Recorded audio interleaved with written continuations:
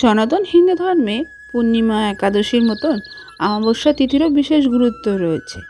এই দিনে অনেকে স্নান করে, পুজো করে, জপ করে, তর্পণ করে, এবং শ্রাদ্ধও করে থাকে। তার পাশাপাশি এমন কিছু জিনিস আছে যেগুলো দান করলে জীবনে সুখী হওয়া যায়। যদি কোনো পিতৃদোষ থাকে তার থেকেও মুক্তিও পাওয়া যায়।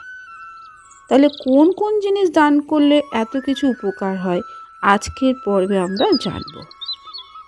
নমস্কার বন্ধুরা, জ্যোৎস্নার ইতিকথায় আরেকটি নতুন পর্বে তোমাদের সকলকে স্বাগত জানাই। বন্ধুরা, তাহলে বুঝতে পারছো আজকের পর্বে আমরা কি নিয়ে আলোচনা করব।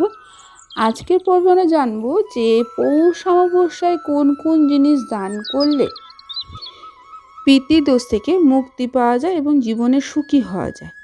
যদি ভালো লাগে অবশ্যই শেয়ার করে দিও, লাইক করে দিও, আর পাশে রাখা বেল আইকনটিকে প্রেস করে রেখো যাতে পরবর্তী ভিডিও নোটিফিকেশন সবার আগে তোমাদের কাছে চলে যেতে পারে।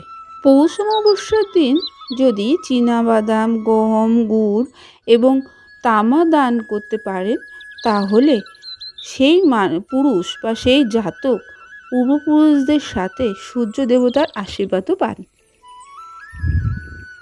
এই অমাবস্যার দিনে কর্পূর, চাল, দুধ ও ঘি দান করলে দাম্পত্য জীবনে সুখী হওয়া যায়। এর বাইরে অমাবস্যার রাতে নদীতে যদি একটি প্রদীপ দান করতে পারেন তাহলে যমরাজ খুশি হবে। মৃত্যুর পর মানুষকে যমলোকে কোনো কষ্ট ভোগ করতে হবে না।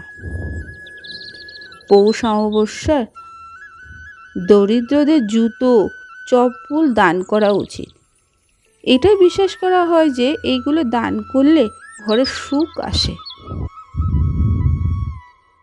সম্ভব হলে এই অমাবস্যার দিন অর্থাৎ পৌষ অমাবস্যার দিন পিতৃপুরুষদের খুশি করতে জমি দান করুন। গরুড় পুরাণে আছে যে পৌষ অমাবস্যায় ধুতি, গামছা, অন্যান্য বস্ত্র দান করলে পূর্বপুরুষরা খুশি হন। ধর্মীয় বিশ্বাস অনুসারে পৌষ মাসকে পূর্বপুরুষদের জন্য গুরুত্বপূর্ণ বলে মনে করা হয়। এই মাসে পিণ্ডদান, তর্পণ, শ্রাদ্ধ অনুষ্ঠান করা হয়, যার ফলে পিতৃ আত্মার শান্তি লাভ করে। অমাবস্যার দিন পিতৃদোষ থেকে মুক্তি পাওয়ার জন্য অনেক ব্যবস্থা নেওয়া হয়। তর্পণ করলে জীবন সর্বদা আর্থিক, শারীরিক ও মানসিকভাবে সুখী থাকে। তাহলে বুঝতেই পারছো যে এই অমাবস্যার দিন কি কি দান করলে জীবনে পিতৃদোষ বা আর্থিক কোনো সমস্যা থাকবে না। আজকের পর্বটি এখানে শেষ করলাম। আরেকটি পর্ব নিয়ে তোমাদের কাছে পরবর্তী সময়ে আবার হাজির হয়ে যাব। ততক্ষণ তোমরা ভালো থাকো, অপরকে ভালো রাখতে সাহায্য করো।